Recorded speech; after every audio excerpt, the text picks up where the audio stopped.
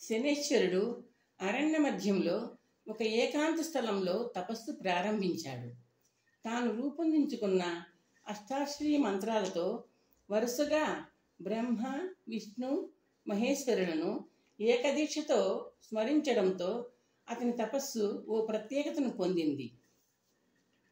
ఓం చతుర్ముఖాయ నమః, ఓం మహావిష్ణవే నమః, ఓం మహేశ్వరాయ నమః. నానాటికి శనేశ్వరుడి తపస్సు తీవ్రమవుతోంది. అతని ధ్యాన తరంగాలు బ్రహ్మ, విష్ణు, మహేశ్వరులను చేరుతున్నాయి. తండ్రిని ఆర్ద్రంగా పిలుస్తున్న శిశువు పిలుపులా ఆ నామ మంత్రోచ్చారణ తమకు వినిపిస్తున్నప్పటికీ త్రిమూర్తులు కదల్లేని పరిస్థితి ఏర్పడుతోంది. ఓం చతుర్ముఖాయ నమః అని శని ధ్యానించగానే ప్రచోదితమైన బ్రహ్మ శని ముందు సాక్షాత్కరించడానికి ఉద్యుక్తుడవుతాడు. కానీ మరుక్షణం ఓం మహావిష్ణవే నమః అంటూ జపిస్తాడు. శని శ్రీ మహావిష్ణుని ప్రచోదనం చేస్తూ అంతే. శని విష్ణుమూర్తి కోసం పరితపిస్తున్నాడు అనుకుంటాడు బ్రహ్మ. విష్ణువు తీరు అంతే. తాను లేవడానికి ఉద్యుక్తుడయ్యేంతలో ఓం మహేశ్వరాయ నమః అంటాడు శని. దానితో విష్ణువు విరమించుకుంటున్నాడు. మహేశ్వరుడు ప్రతిస్పందించేసరికి శని చేసే ఓం చతుర్ముఖాయ నమః అనే బ్రహ్మధ్యానం శివుణ్ణి ఆపివేస్తోంది. త్రిమూర్తులలో ఎవ్వరూ రాలేని స్థితిలో శని తపస్సు తీవ్ర రూపం ధరించింది. దాని ప్రతాపానికి అరణ్యాలు దహించుకుపోసాగాయి. సముద్రాలలో అలజడి ఎక్కువైంది. ఇంద్రుడు ఆందోళనలో పడిపోయాడు. లోకాలలో ఏర్పడుతున్న అవాంతర పరిస్థితులకు కారణం తెలుసుకునే ప్రయత్నంలో గురువు బృహస్పతిని సంప్రదించాడు. సరిగ్గా ఆ సమయానికి అమరావతికి చేరాడు నారదుడు. శనేశ్వరుడి తపస్సు గురించి వివరించాడు. త్రిమూర్తులను ఏక సమయంలో మెప్పించే విచిత్ర ప్రయత్నంలో తపస్సు చేస్తున్నాడు శనేశ్వరుడు. ప్రస్తుత ఉపద్రవాలకు అతని తపస్సే కారణం అని వివరించాడు నారదుడు. ఆ శనిది విపరీత వాంఛ. అది ఎలాగూ తీరదు. అప్సరసలను పంపించి అతగాడి తపస్సును గాడి తప్పిస్తాను అన్నాడు ఇంద్రుడు. సమయోచితమైన నిర్ణయం. బృహస్పతి మెప్పుగా ఆమోదించాడు. ఇంద్రుడు 2 అప్సరసలను శనేశ్వరుడి తపస్సు భగ్నం చేయడానికి పంపించాడు. అప్సరసలు సమ్మోహనకరమైన అలంకారాలతో శని ముందు ప్రత్యక్షమయ్యారు. శనిని చూడగానే వాళ్ల గుండెలు దడదడలాడాయి. నల్లటి బలహీనమైన ఆకారం, అర్ధనిమీలితంగా ఉన్న కళ్ళు, భయం గొలిపే ముక్కవళిక, శరీరంలోంచి వెలికి చిమ్ముతున్న ఎర్రటి కాంతి వలయం, పరిసరాల్లో ఏదో వ్యక్తం కాని భయాన్ని నింపుతున్న అతని ఉనికి. ఆయన కళ్ళు తెరిస్తే కాలిపోతామన్న భయం. ఉన్నట్టుండి అప్సరసల శరీరాలు వణకడం ప్రారంభించాయి. అరమూసిన శనేశ్వరుడి కళ్ళు విచ్చుకుంటే తమకు ప్రమాదం అనిపించింది వాళ్ళకి. ఇద్దరూ ముఖాలు చూసుకొని అదృశ్యమైపోయారు. అప్సరసలు చెప్పింది విని ఇంద్రుడు బృహస్పతి వైపు చూశాడు. శనికి ప్రసన్నం కమ్మని త్రిమూర్తులను అర్థించడం ఒక్కటే మార్గం. బృహస్పతి అన్నాడు. మీరు కూడా దయచేయండి అంటూ లేచాడు ఇంద్రుడు.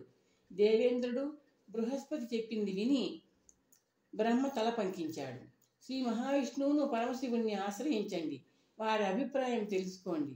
శని తపస్సు చాలా తీవ్రంగా ఉంది. నేను ప్రత్యక్షమయ్యేలోగా శ్రీహరిని ధ్యానిస్తాడు. దానితో నేను కర్తవ్య విముఖుడు కావలసి వస్తోంది. ఆ మహానుభావుడు చేస్తున్న తపో విధానాన్ని మరిచిపోయి ఒక్కసారి అతని ముందు సాక్షాత్కరించమని నా మనవి.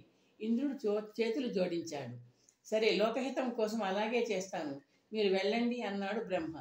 శ్రీహరిని, శివుణ్ణి ఆ విధంగానే అభ్యర్థించి శని తపస్సు కలిగిస్తున్న ఉపద్రవం నుండి లోకాలను కాపాడమన్నాడు ఇంద్రుడు. శనేశ్వరుడి తపస్సు వల్ల ఉద్భవిస్తున్న భయానకమైన వేడిమి లోకాలను బిక్కిరి చేస్తోంది. ఉన్నట్టుండి బ్రహ్మ అతని ముందు సాక్షాత్కరించాడు. శనేశ్వర, నీ తపస్సుకు వచ్చాను అన్నాడు బ్రహ్మ. శని కళ్ళు తెరిచి చూచాడు. చేతులు జోడించాడు. శ్రీ మహావిష్ణువు పరమశివుడు ఏరి అన్నాడు. నేను వచ్చాను, వరం కోరుకో బ్రహ్మ అన్నాడు. క్షమించండి, త్రిమూర్తులు ఒక్కసారి దయచేస్తే గాని వరాలు కోరను, తపస్సు చాలించను అంటూ శని రెప్పల్ని కళ్ళ మీద కొద్దిగా వాల్చాడు. బ్రహ్మ అంతర్ధానమైపోయాడు.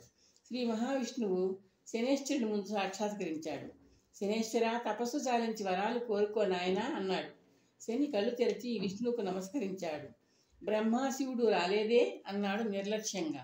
వస్తారు ఒక్కొక్కరుగా, నువ్వు కోరుకున్నదేదో కోరుకో, అనుగ్రహించి వెళ్తాను. త్రిమూర్తులను ఒకేసారి ప్రసన్నం చేసుకోవాలన్న నిర్ణయంతో సాధన చేస్తున్నాను. నా నిర్ణయాన్ని సడలించలేను. క్షమించి వెళ్ళండి. వస్తే ఆ ఇద్దరితో కలిసి రండి. శని నిష్కర్షగా అని కళ్ళు అరమూశాడు. శనేశ్వర, ఇటు చూడు, శ్రీ మహావిష్ణువు ఆప్యాయంగా పిలిచాడు. శని అర్ధనిమీలిత నేత్రాలతో మునుపటి స్థితిలో ఉండిపోయాడు. అతని పెదవులు కదులుతున్నాయి. ఓం చతుర్ముఖాయ నమః, ఓం మహావిష్ణవే నమః, ఓం మహేశ్వరాయ నమః. శనేశ్వర, 3 కంఠాలు గంభీరంగా పిలిచాయి. త్రిమూర్తులు కంఠాలు పరిసరాల్లో ప్రతిధ్వనించాయి. శని కళ్ళు విచ్చుకున్నాయి. అతడు వెంటనే లేచి త్రిమూర్తులకు చేతులు జోడించాడు వినయంగా. త్రిమూర్తులను ఏకకాలంలో ప్రత్యక్షం చేసుకుని ధన్యున్నయ్యాను అన్నాడు శని. సూర్యపుత్ర, నువ్వు హఠవాదివి. మొండితనంతో మమ్మల్ని రప్పించావు సుమా. శ్రీ మహావిష్ణువు నవ్వుతూ అన్నాడు. క్షమించండి, మా సోదరుడు యముడు మీలో 2 కరుణించాలంటూ గొప్పగా చెప్పుకున్నాడు. నన్ను చిన్నబుచ్చాడు. నాలో స్పర్ధ ఉద్భవించింది. 3 సాక్షాత్కరింపజేసుకోవాలనుకున్నాను. ఏం కావాలో కోరుకో బ్రహ్మ అన్నాడు. ప్రాణులందరూ నన్ను చూసి నా పేరు విని భయభక్తులతో సేవించేలా, నేను ప్రసన్నుడైతే ఏ ప్రాణికైనా ఆయుష్షు పెరిగేలా అనుగ్రహించండి. శని ప్రార్థించాడు. తథాస్తు అన్నారు త్రిమూర్తులు. మా యముడి స్థాయికి తగ్గని పదవి ప్రసాదించండి. శని అడిగాడు. అలాంటి గొప్ప పదవి అచిరకాలంలో నీకు లభిస్తుంది. స్వయంగా మేమే నిన్ను ఆ పదవిలో నియమించి అభిషేకిస్తాం శనేశ్వర, పరమేశ్వరుడు వివరించాడు. ధన్యోస్మి. శని చేతులు జోడించాడు. త్రిమూర్తులు అంతర్ధానమయ్యారు.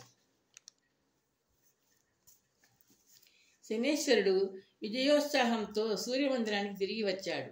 సంజ్ఞకు సూర్యుడికి పాదాభివందనాలు చేశాడు. యముడు ఎక్కడా అని సంజ్ఞను అడిగాడు. నువ్వు తపస్సుకు వెళ్ళినప్పుడే సంయమ్ని పట్టణానికి వెళ్ళిపోయాడు కదా. ఇప్పుడు నీ సోదరుడు దక్షిణ దిక్పాలకుడు, సంజ్ఞ నవ్వుతూ చెప్పింది. నాన్నగారు, నేను ఏకకాలంలో బ్రహ్మ విష్ణు మహేశ్వరుల గురించి తపస్సు చేశాను. ఏకకాలంలో 3 సాక్షాత్కరింపజేసుకున్నాను. నిజమా? ఏకకాలంలో తపస్సా? సూర్యుడు ఆశ్చర్యంతో అడిగాడు. 3 ఒకేసారి సాక్షాత్కరించారు. కోరిన వరాలు ప్రసాదించారు. శని గర్వంతో అన్నాడు. త్రిమూర్తుల నుండి తాను ఆర్జించిన వరాలను వివరించాడు. సూర్యుడు, సంజ్ఞ, సావర్ణి, తపతి శనేశ్వరుడిని అభినందించారు. యముడు 2 మెప్పించినందుకే అంతగా శ్లాఘించారే నాన్నగారు. నేను 2 కాదు 3 మెప్పించాను. ఇప్పుడేమంటారు? శని నవ్వుతూ అన్నాడు. మనస్ఫూర్తిగా మెచ్చుకుంటాను శని. ఎందుకంటే యముడి మీద స్పర్ధతో నువ్వు శ్రమించావు, సాధించావు. స్పర్ధ వృద్ధికి దోహదం చేస్తుంది. సూర్యుడు చిరునవ్వుతో అన్నాడు. యముణ్ణి చూసి తండ్రిగా గర్వించాను. నిన్ను చూసి ఇంకా అధికంగా గర్విస్తున్నాను. ఆయుర్దాయ కారకుడుగా ఎదిగావు కదా. ఇంక మనం త్వరపడాలి స్వామి. మన శనేశ్వరుడికి తగిన వధువుతో వివాహం జరిపించాలి. సంజ్ఞ సూర్యుడితో అంది. జ్యేష్ఠమాత, నేను సామాన్య కన్యను స్వీకరించను. నన్ను చూసి భయపడని ధైర్యం కలిగిన దానిని, నా కళ్ళల్లోకి సూటిగా చూడగలిగిన దానిని మాత్రమే అర్ధాంగిగా అంగీకరిస్తాను. శనేశ్వరుడు నిష్కర్షగా అన్నాడు. అలాగే శని, నువ్వు కోరే ధీరవనితనే ఎన్నిక చేస్తాం. సంజ్ఞ చిరునవ్వుతో అంది.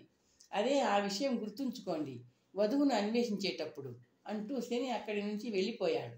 సావర్ణి, యమి, తపతి అతని వెంట వెళ్ళారు. కష్టతరమే. సూర్యుడు సంజ్ఞాదేవిని చూస్తూ సాలోచనగా అన్నాడు. ఏమిటి స్వామి అంది సంజ్ఞ.